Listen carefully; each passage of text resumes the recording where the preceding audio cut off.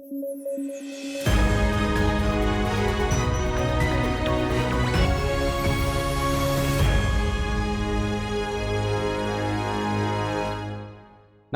News at 9 में आपका स्वागत है। मैं हूं विरत दुबे। आइए जल्दी से नजर डालते हैं आज की हेडलाइंस पर।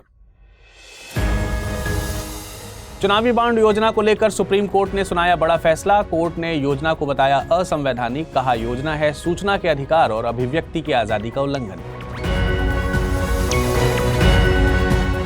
और जापान अब दुनिया की तीसरी सबसे बड़ी अर्थव्यवस्था नहीं रहा। जापान को पीछे छोड़ा जर्मनी ने। हाल ही में IMF ने जारी किए थे नॉमिनल GDP के आंकड़े।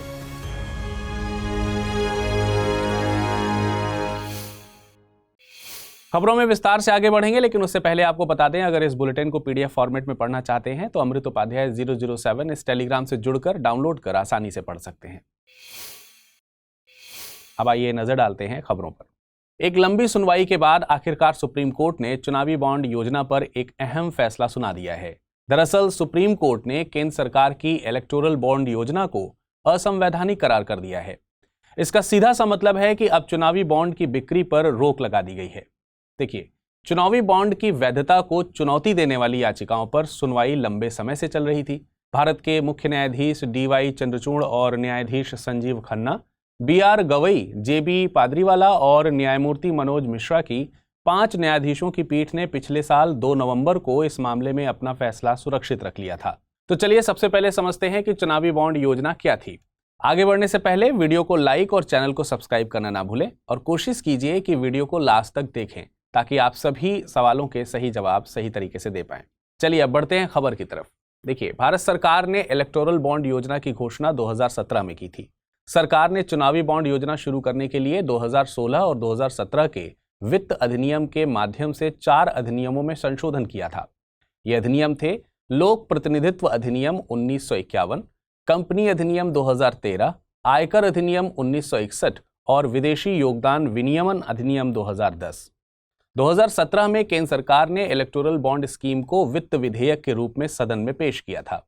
संसद से पास होने के बाद 29 जनवरी 2018 को इलेक्टोरल बॉन्ड स्कीम की अधिसूचना जारी की गई थी। तो देखिए, चुनावी बॉन्ड या इलेक्टोरल बॉन्ड एक मनी इंस्ट्रूमेंट है जिसके जरिए राजनीतिक पार्टियां चंदा लेती हैं। आसान भाषा में इसे अगर हम समझें तो इलेक्टोरल बॉन्ड राजनीतिक दलों को चंदा देने का एक वित्तीय जरिया है। यह एक वचन पत्र की तरह है जिसे भारत का कोई भी नागरिक या कंपनी भारतीय स्टेट बैंक की चुनिंदा शाखाओं से खरीद सकता है और अपनी पसंद के किसी भी राजनीतिक दल को गुमनाम तरीके से दान कर सकता है। ये बॉन्ड 1000 रुपए, 10,000 रुपए, 1 लाख रुपए, 10 लाख और 1 करोड़ रुपए के फैक्टर्स में बेचे जाते हैं। राजनीतिक दलों को इन्हें एक निर्धारित समय के भीतर भुनाना होता है। सबसे खास बात यह थी कि बॉन्ड्स को खरीदते वक्त दानकर्ता का नाम और अन्य जानकारी दर्ज नहीं की जाती थी और इस प्रकार चुनावी बॉन्ड को गुमनाम बॉन्ड भी कहा जाता था। इसी के साथ किसी व्यक्ति या कंपनी की तरफ से खरीदे जाने वाले चुनावी बॉन्ड की संख्या पर कोई सीमा नहीं थी, मतलब कि असीमित संख्या में भी इसको खरीदा जा सकता था। तो चलिए अब समझते हैं कि सुप्रीम कोर्ट ने इस योजना को असंवैधानिक क्यों घोषित किया है।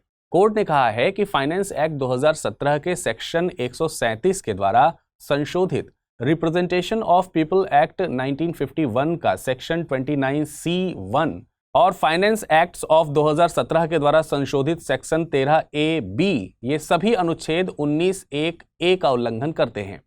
इसका मतलब ये हुआ कि चुनावी बॉन्ड योजना सूचना के अधिकार और अभिव्यक्ति की आजादी का उल्लंघन है और राजनीतिक दलों के द्वारा फंडिंग की जानकारी उजागर न करना इसके मकसद के विपरीत है। कोर्ट ने कहा है कि चुनावी बॉन्ड योजना को यह कहकर उचित नहीं ठहराया जा सकता कि इससे राजनीति में काले धन पर अंकुश लगाने में मदद मिलेगी। दानदाताओं की गोपनीयता महत्वपूर्ण है, लेकिन पूरी छूट देकर राजनीतिक फंडिंग में पारदर्शिता हासिल नहीं की जा सकती। इसके साथ ही सुप्रीम कोर्ट ने कहा है कि स्टेट बैंक ऑफ इंडिया को 2019 से अब तक चुनावी बॉन्ड से जुड़ी पूरी जानकारी देनी होगी। सुप्रीम कोर्ट ने आदेश दिया है कि चुनावी बॉन्ड जारी करने वाला बैंक यानी भारतीय स्टेट बैंक चुनावी बॉन्ड प्राप्त करने वाले राजनीतिक दलों का विवरण और प्राप्त सभी जानकारी करेगा। भारतीय स्टेट बैंक 6 मार्च तक भारत के चुनाव आयोग को ये जानकारी सौंप देगा और चुनाव आयोग इसे 13 मार्च तक आधिकारिक वेबसाइट पर प्रकाशित करेगा। इसके साथ ही राजनीतिक दल इसके बाद खरीदारों के खाते में चुनावी बॉन्ड की राशि वापस कर देंगे। किसान आंदोलन के दूसरे चरण के दौरान एक ब्रिटिश कालीन कानून चर्चा में आया है। आपको बता दें कि ब्रिटिश युग का यह कानून है भारतीय टेलीग्राफ अधिनियम 1885 और केंद्र को इस कानून के तहत इंटरनेट सस्पेंड करने की शक्ति मिलती है इसी कानून के नियमों से, जिसका नाम है दूरसंचार सेवाओं के अस्थायी निलंबन नियम 2017।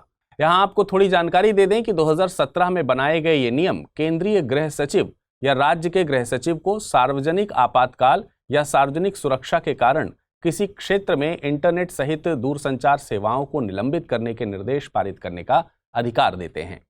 इसी के साथ केंद्रीय गृह सचिव के ऐसे किसी भी आदेश की 5 दिनों के भीतर कैबिनेट सचिव की अध्यक्षता वाली समिति द्वारा समीक्षा की जानी चाहिए। इसी कानून की शक्तियों का प्रयोग करके गृह मंत्रालय ने पंजाब राज्य में 10 फरवरी और 12 फरवरी को 2 आदेश जारी किए थे। इन आदेशों के चलते पंजाब के 7 जिलों पटियाला, SAS नगर, भटिंडा, श्री मुक्तसर साहिब, मनसा, संगरूर और फतेहगढ़ साहिब के 20 पुलिस स्टेशनों के अधिकार क्षेत्र में 16 फरवरी तक इंटरनेट निलंबित कर दिया गया। देखिए, संविधान के तहत बताया गया है कि कानून और व्यवस्था राज्य का विषय है, तो इंटरनेट बंद करने जैसे आदेश राज्य सरकार के लिए जारी करना बहुत ही सामान्य प्रक्रिया है। एग्जाम्पल के लिए इंटरनेट बंद करने का आदेश पड़ोसी राज्य हरियाणा में भी दिया गया था। यहां भारतीय जनता पार्टी की सरकार है। आपको बता दें कि पंजाब में आम आदमी पार्टी का शासन है, लेकिन किसी दूसरे राज्य में इंटरनेट सस्पेंड की शक्ति केंद्र के पास है। केंद्र सरकार के पास दूरसंचार सेवाओं के अस्थायी निलंबन नियम 2017 के नियमों के तहत ऐसे आदेश जारी करने की शक्ति है और पंजाब सरकार ने इस पर कोई भी आपत्ति नहीं जताई है। अब सवाल ये आता है कि क्या पहले भी इन नियमों के आधार पर सरकार ने आदेश जारी किया था? तो जवाब है हाँ। इस प्रावधान का उपयोग पहली बार गृह मंत्रालय द्वारा 2019 में नागरिकता संशोधन अधिनियम के खिलाफ विरोध प्रदर्शन के दौरान किया गया था। तब दिल्ली के कुछ इलाकों में इंटरनेट निलंबित कर दिया गया था। यह भी ध्यान देने वाली बात है कि चूंकि दिल्ली एक केंद्र शासित प्रदेश है, इसलिए यहां पुलिस गृह मंत्रालय के अधीन कार्य करती है। इसके बाद में लगभग 13 महीने तक चले 2020-21 के किसान आंदोलन के दौरान दिल्ली के कुछ हिस्सों में इंटरनेट को फिर से निलंबित करने के लिए इन्हीं प्रावधानों का इस्तेमाल किया गया था। ओलंपियन बजरंग पुनिया ने इसे अभिव्यक्ति की आजादी पर हमला बताया है। आप तर्क के साथ कमेंट करके बताइए कि क्या ऐसा कानून संघवाद की भावनाओं के विपरीत है, और यह भी बताइए कि अगर आपके पास निर्णय लेने की शक्ति होती तो आप ऐसी सिचुएशन में कैसे हैंडल करते।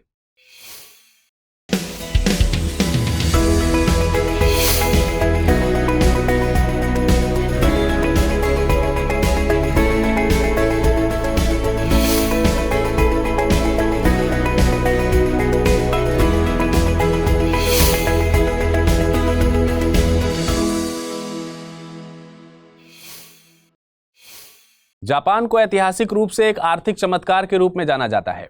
यह देश भीषण परमाणु हमले की आग में जलकर राख हो गया था और अपनी मेहनत के बलबूते इस सिचुएशन से बाहर निकला और उभर कर अमेरिका के बाद दूसरी सबसे बड़ी अर्थव्यवस्था बन गया। बाद के सालों में भी जापान ने एक आर्थिक शक्ति के रूप में दुनिया में पहचान हासिल की। चीन की अर्थव्यवस्था बढ़ने के कारण 2010 में जापान अमेरिका के बाद लिस्ट में दूसरे स्थान की अर्थव्यवस्था से गिरकर तीसरी बड़ी अर्थव्यवस्था पर आ गया था। लेकिन हाल ही में खबर आई है कि जापान अब दुनिया की तीसरी सबसे बड़ी अर्थव्यवस्था नहीं रहा। जापान अब चौथी सबसे बड़ी अर्थव्यवस्था बन गया है और जापान को पीछे किया है यूरोपीय देश जर्मनी ने। हाल ही में जारी IMF के आंकड़ों से पता चलता है कि जापान 2023 में जर्मनी से पीछे रह गया है। अब दुनिया की टॉप अर्थव्यवस्था है अमेरिका, इसके बाद आता है चाइना, इसके बाद जर्मनी, जर्मनी के बाद आता है जापान और उसके बाद हमारा प्यारा भारत। देखिए, राष्ट्रों की अर्थव्यवस्थाओं के बीच तुलना में एक बड़ा फैक्टर शामिल होता है। इसको नॉमिनल GDP कहा जाता है। यह डॉलर्स के संदर्भ में होती है। जापान की नॉमिनल GDP पिछले साल कुल 4.2 ट्रिलियन डॉलर रही थी, जबकि पिछले महीने घोषित जर्मनी की नॉमिनल GDP 4.4 ट्रिलियन डॉलर थी। विश्लेषकों का कहना है कि आंकड़े इस बात पर प्रकाश डालते हैं कि कैसे जापानी अर्थव्यवस्था ने धीरे धीरे अपनी प्रतिस्पर्धात्मकता और उत्पादकता को खो दिया है। यह बात इसलिए भी चिंता वाली है क्योंकि जापानी लोगों की उम्र बढ़ने और कम बच्चे होने के कारण जनसंख्या कम हो गई है। तो देखिए, जापान और जर्मनी दोनों ने ठोस उत्पादकता वाले मजबूत छोटे और मध्यम आकार के व्यवसायों के माध्यम से अपनी अर्थव्यवस्था का निर्माण किया है। जापान के विपरीत जर्मनी ने मजबूत यूरो और मुद्रास्फीति के दम पर एक ठोस आर्थिक आधार बनाया है। वहीं कमजोर येन जापान के लिए नुकसान का काम करता रहा है। यह नवीनतम आंकड़े कमजोर होते जापान की वास्तविकताओं को दर्शाते हैं और इसके परिणाम स्वरूप दुनिया में जापान की उपस्थिति कम होने की संभावना है।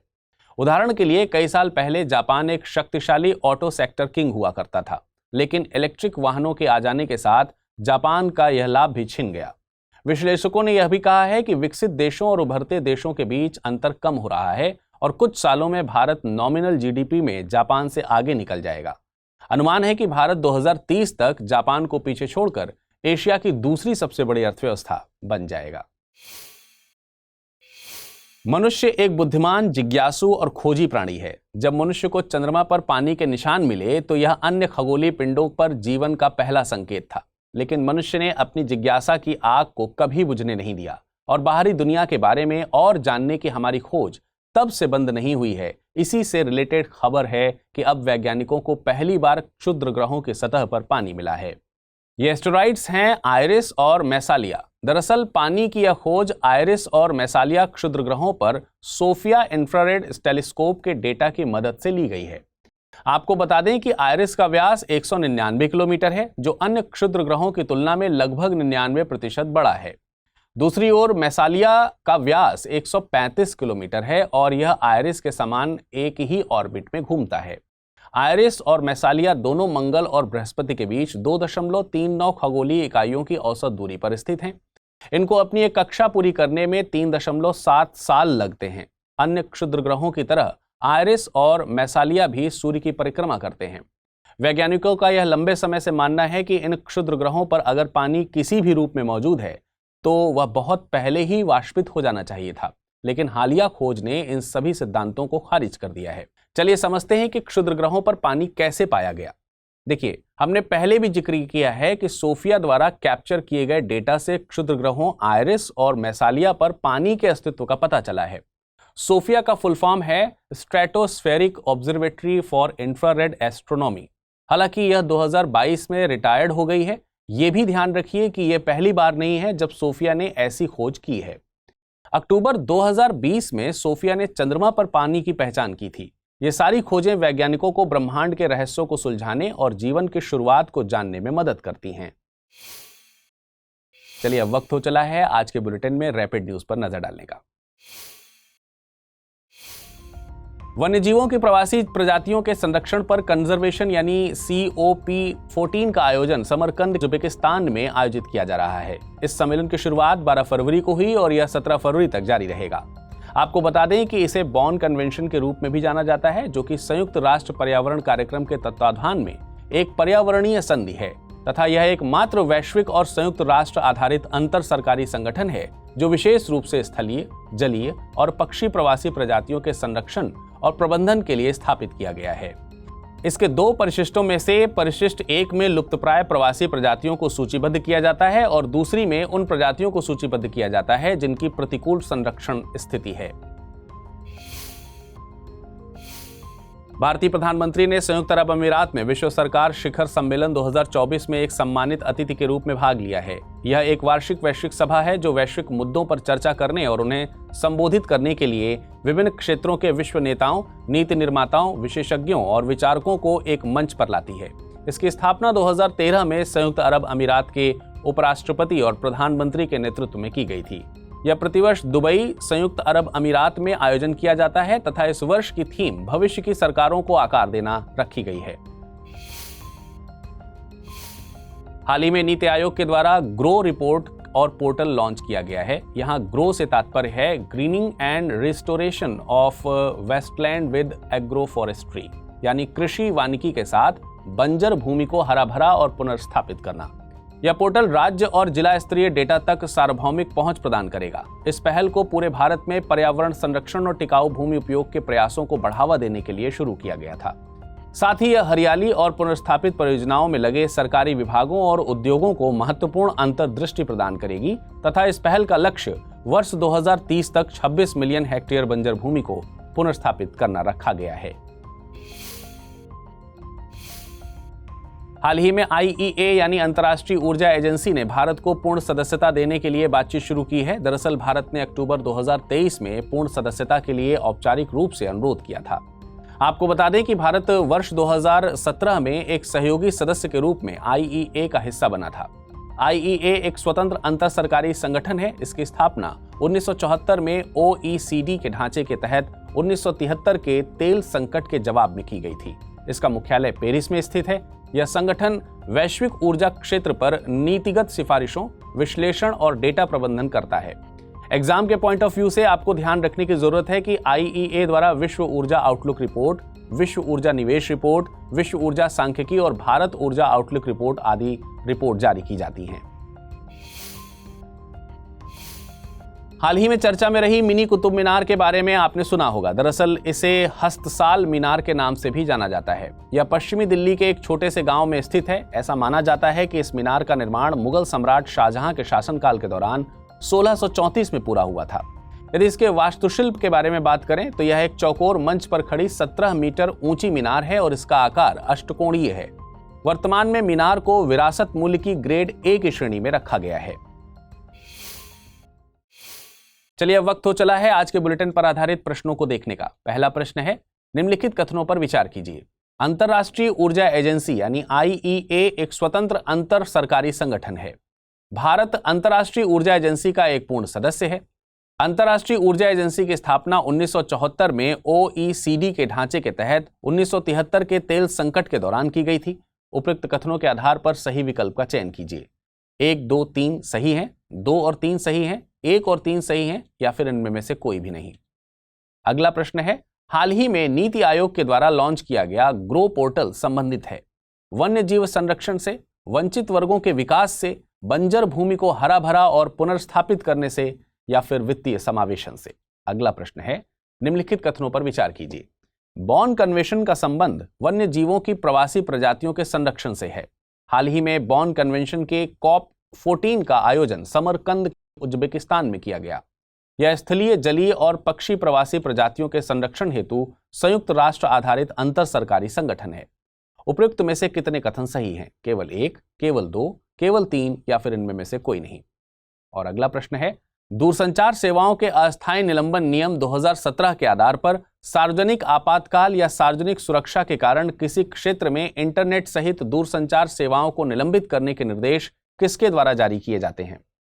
केंद्रीय कानून मंत्री या राज्य कानून मंत्री, केंद्रीय गृह सचिव या राज्य के गृह सचिव, प्रधानमंत्री या मुख्यमंत्री या इनमें में से कोई नहीं। अगला प्रश्न है, सोफिया निम्नलिखित में से किससे संबंधित है? एक रोबोट, एक वायरस, क्षुद्र ग्रहों से संबंधित लेबोरेटरी या फिर इनमें में से कोई नहीं। चलिए अब एक नजर डाल लेते हैं पिछले बुलेटिन में क्या प्रश्न पूछे गए थे और उनके सही उत्तर क्या है। पहला प्रश्न था, नाटो की संस्थापक संधि के तहत सामूहिक रक्षा का सिद्धांत किस अनुच्छेद में बताया गया है? अनुच्छेद 5, अनुच्छेद 6, अनुच्छेद 8 या फिर अनुच्छेद 9। इसका सही जवाब है ऑप्शन ए। अगला प्रश्न था, MS स्वामीनाथन की अध्यक्षता में राष्ट्रीय किसान आयोग का गठन कब किया गया था? 2004, 2005, 2006 या फिर 2003। इसका सही जवाब है ऑप्शन ए 2004। तो आज के बुलेटिन में फिलहाल इतना ही। आशा करते हैं आप सबने सभी खबरों को ध्यान से सुना होगा। आप सभी लोग अपना ख्याल रखिएगा। कल फिर मुलाकात करेंगे कुछ नई खबरों के साथ। शुक्रिया।